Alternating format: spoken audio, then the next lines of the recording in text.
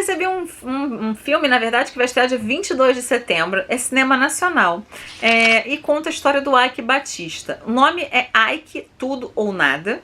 Ele é baseado no livro da Malu Gaspar, que foi lançado, né, pela jornalista anos atrás. E aqui, se você não conhece nada da história do Ike Batista, eu não vou contar exatamente o filme todo pra vocês, mas é a história real, então pausa, né, porque provavelmente vai ser um spoiler pra você.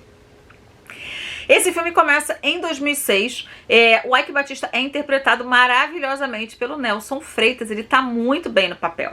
Então vai começar desde quando ele começou a investir numa empresa na MPX, através da Bolsa de Valores, a IPO, que é quando abre a bolsa para o mercado, né, para as ações e tudo para a compra do mercado.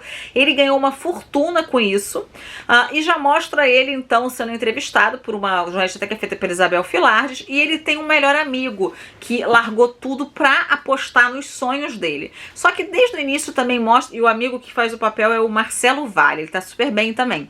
O que mostra nessa história, gente, é o que a gente já sabe de que, principalmente quem mora aqui no Rio de Janeiro, né? O Ike Batista, ele era rico, ele tinha muita visibilidade, né, por ser rico, mas ele também tinha alguns escândalozinhos aqui já no Rio de Janeiro por questões de relacionamento. Uma delas é que ele abandonou no altar uma grande socialite que foi quem deu o termo patricinha, que era Patrícia Leal, que depois virou Patrícia Antenor, Mairique, que casou com Antenor, ele virou Mairique Veiga, enfim. Famílias ricas. Ele abandonou a moça no altar, ele não apareceu no dia do casamento.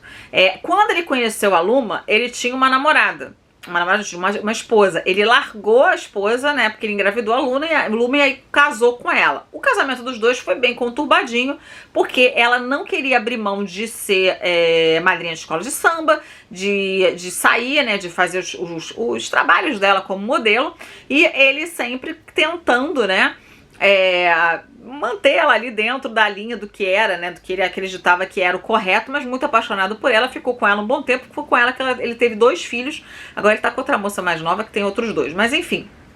E a gente vai ver, então, entrevistada pela Carol Castro, né, essa paixão que ele teve avassaladora por ela. Mas a história mais importante mesmo é desde o início que ele fundou a OGX, que foi por volta de 2007, mais ou menos, e ele ficou com a história de que ele tinha que ter o pré-sal, tinha que ter o pré-sal, tinha que ter o pré-sal, e ele começou a puxar pessoas que eram da Petrobras, importantes, pra ele. Aqui abre um parênteses para contar para vocês que em 2010 eu trabalhava numa empresa de serviços de petróleo, a maior do mundo que existia, não sei se ainda é a maior, mas tem muitos anos que eu saí deles em 2015, e eu era coordenadora de uma parte ali que fazia vistos, né, da empresa e tal, tinha muitos expatriados. Eles assinaram um contrato com a OGX, que era essa empresa. E eu lembro de 2 coisas. Uma delas é que a OGX era um grande contrato, então era menina dos olhos de ouro, a gente tinha que trabalhar full time para eles.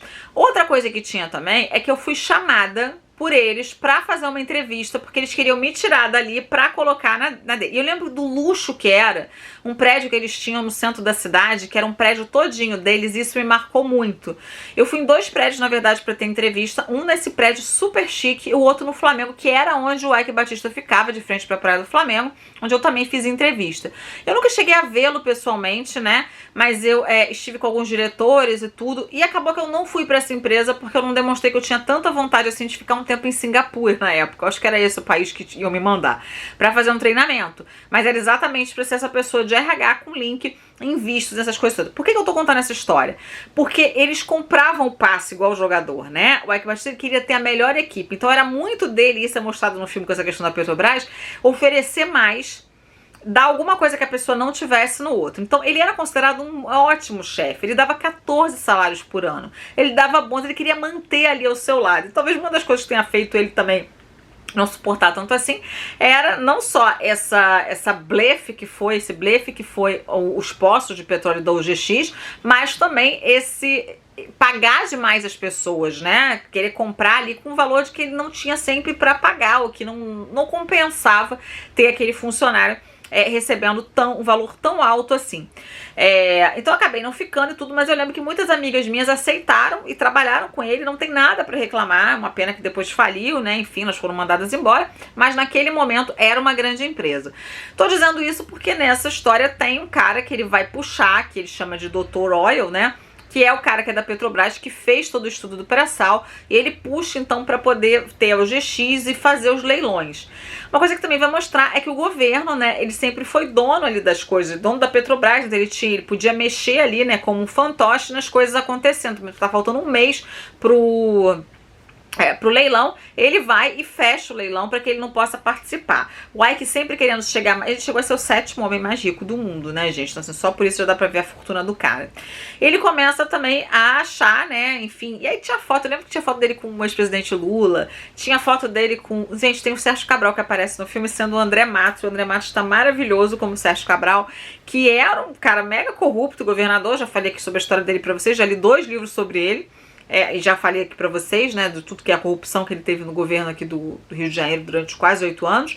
E ele pegava emprestado o avião do Ike. O Ike, na verdade, essa história toda que aconteceu, ele chegou a ser investigado, acho que em 2017, um pouco antes, não lembro, e ele foi preso 2 vezes ou 3 vezes, e nessas vezes que ele foi preso era porque ele pagou propina. E eu lembro muito de uma frase que ele dizia, isso não aparece no filme, que ele dizia que ele não teria chegado a um homem mais rico ou conseguido fazer alguma coisa se ele fosse honesto, porque quem não dança conforme a música não consegue viver no Brasil. Ele acabou fazendo delação premiada, e isso também é mostrado ali no filme um pouquinho depois, naquele letreiro. Gente, é um filme muito interessante para entender o poder que teve Eike Batista, o poder que ele tinha na cidade do Rio de Janeiro, o poder que ele tinha com os governantes, o modo como ele trabalhava, dando um passo à frente, os erros, os acertos. Muita gente gostava de trabalhar com ele, então assim, a quebra dele não foi comemorada aqui no Rio de Janeiro. As pessoas tinham muito pavor assim dessa história. Eu lembro que volta e meia no táxi ou no Uber, onde a gente estivesse, em qualquer barzinho sentada, as pessoas falavam, nossa, que pena que ele quebrou, ele dava tanto emprego. As pessoas adoravam trabalhar com ele. Então, como é que fala? Eu tenho que gaguejar aqui, mas a lembrança que eu tenho é uma lembrança da população feliz de tê-lo como empregador. Mas é claro que, né, toda história tem 2 lados. Aí nesse filme a gente vai ver mais uma vez que para ele chegar ao que ele chegou, ele não fez as coisas todas eticamente como se esperaria de um grande empresário e tal. E muitas vezes eles não fazem, a gente nem descobre. Nesse caso, acabaram descobrindo, e ele ainda diz até hoje que ele vai voltar a ter todo esse poder que ele tinha. Se é verdade ou não, né? Quem viver verá.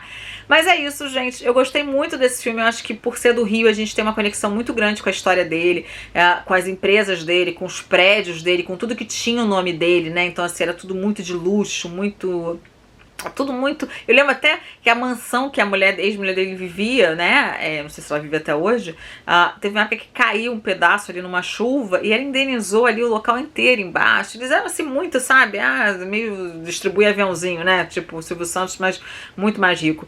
Enfim, não sei a fortuna do Silvio Santos quanto é dele, mas como ele nunca foi o 7, imagino que o dele seja muito maior. A gente nem sabe calcular tanto dinheiro assim, porque nunca vai ter esse dinheiro na frente. Mas é isso, eu adorei essa cabine, eu super recomendo pra quem tem interesse em assistir essa história. Eu vou ficando por aqui, deixando um beijo grande. Até o próximo vídeo, pessoal. Tchau, tchau.